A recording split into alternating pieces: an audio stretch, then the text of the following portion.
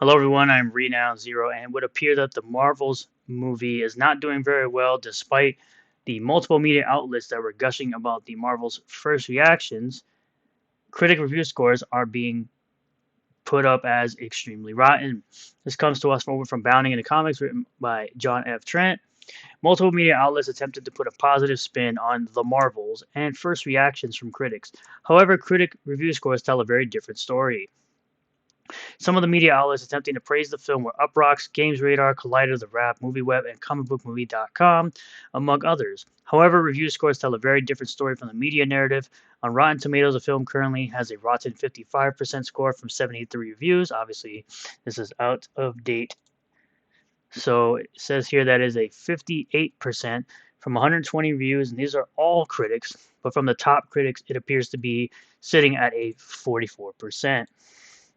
And this is coming shortly after the report going out that the Marvels was tracking for an atrocious 45 to 50 million dollar opening weekend, which is absolutely garbage for an MCU film based on the top hero that they're trying to push to everyone. The top critic score is even worse, coming in at 33%. As I showed you, it's updated to 43% from 27 critics.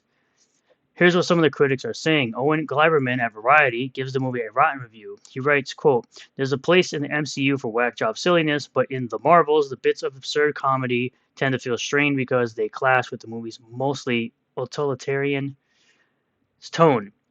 Richard Whitaker at Austin Chronicle gives the movie a rotten 2 out of 5. He wrote, quote, "A film begins with the script. It quickly becomes abundantly clear that the problems with the Marvels start with a Lupin, exposition-laden, charmless, and emotionally flat one, and it's all downhill from there." Matt Singer at Screen Crush gives the film a rotten 4 out of 10. He simply writes, "The messiest Marvel movie."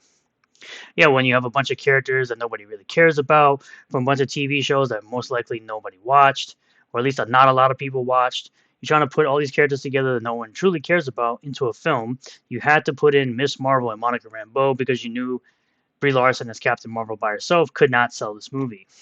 And even if you have Samuel L. Jackson as Nick Fury, you kind of made him essentially a cuck too. Clarice Lor at Independent gives the film a positive 4 out of 5. She writes, "While Marvel's been busy flooding us with endless, exhaustive content, DaCosta's movie offers us the one thing that made this franchise work in the first place. Heroes we actually want to root for." I highly doubt it, because no one wanted to root for Captain Marvel. Everybody wanted Captain Marvel to get her lights punched out by Thanos in Endgame. Lindsay Barrett, the Associated Press, gives the movie a rotten 2 out of 4. She writes, quote, "As is often the case with Marvel's girl power attempts, it feels a little pandering in all the wrong places and doesn't really engage with any specific or unique female point of view." This also comes on the heels of that Panderverse special coming from South Park, where Kathleen Kennedy is saying, put a female in and make her gay and lame. Richard Royper at Chicago Sun-Times gives the movie a rotten 2 out of 4. He says, quote, "Neither as funny nor as engaging and warm as it tries to be, despite the best efforts of the talented director Nia DaCosta," and she's not talented, "and a trio of gifted and enormously likable leads in Brie Larson, Toyona Paris, and Iman Vellani." Not really, not from what I've seen. Amelia Emberwing at IGN gives the film 8 out of 10, because IGN is one of the biggest shills of the shills. She says, quote, "Both funny and heartfelt, Nia DaCosta's MCU debut will have you asking when she and her leading ladies are coming back immediately after the credits roll. I highly doubt it, because no one cares about any of these characters, except for show media like yourselves." Jerry Mathai at Slash Film gives the film a rotten 5 out of 10. He explains Iman Vellani is a movie star, but The Marvels is a disjointed and painfully rushed effort, which I believe the runtime was between an hour and a half and 2 hours. So probably. Caitlin Booth at Bleeding Cool gives the film 8.5 out of 10. She says, quote, "The Marvels feels like a return to form for the MCU, now known as the MCU, as it is a film focused on telling the story of its three leading ladies and not future endeavors, and those three ladies are all a ton of fun to watch. I'd rather watch Pepper Potts." Daniel Salzman at Sulzy at the Movies gives the film 4.5 out of 5. She says, quote, "Nia DaCosta's direction of the Marvels brings solid chemistry and an all-around fun tone that allows a powerhouse of trio of Carol, Monica, and Kamala to shine on screen." EJ Morano at Flickering Myth gives the film a rotten review. He says, quote, "One character carries the weight of the film, while the rest feel hollow and uninteresting. The middling head-scratching post-credit scene can't redeem this." And talking about the end credits scene that was leaked out recently that showed Beast from X-Men, the original guy who played Beast. So Aaron White, Feeling Film Podcast, gives the movie a rotten 2.5 out of 5. He explains, quote, Iman, Vinali, and Goose are the stars here, but an undercooked main plot and maybe the worst villain in the MCU has had yet sink this thrown together mixed bag despite it being a refreshingly diverse female-led superhero flick. Like, there's that word diverse, because we really care about that. We don't care about the film actually being good. We just care about the film being diverse, even though there's been diversity in movies forever.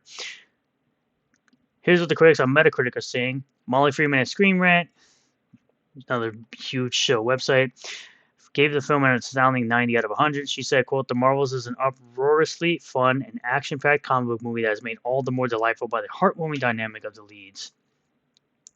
Brian Truitt at USA Today gives the film a 75.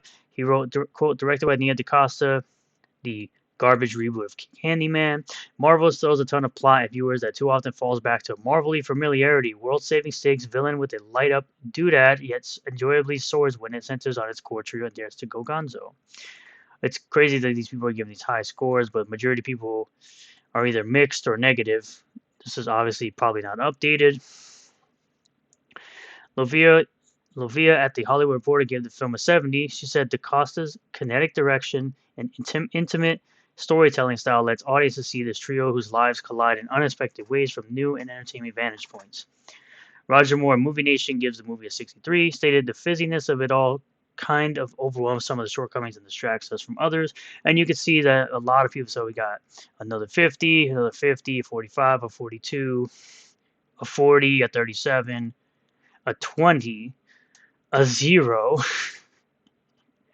So you could see that all these different new, for the most part, at least based on this, most people did not enjoy Captain Marvel or the Marvels or whatever you want to call it. Like I said, even the top critics over at Metacritic currently, as of the recording of this video, gave it a 44% from 36 top critic reviews. Overall, it's a 58 from 120 reviews. And this is even before the movie has been allowed to be reviewed by the users. So yeah, here, an hour and 45 minutes. So I was close. I said it was somewhere between an hour and a half and 2 hours, which a lot of these movies like this probably full of junk, very bad pacing and things like that.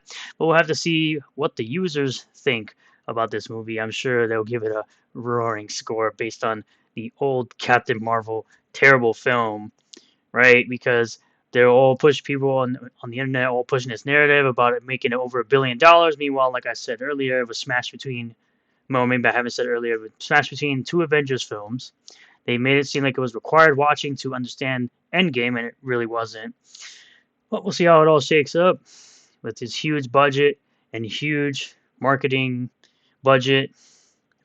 We'll see how it all ends up.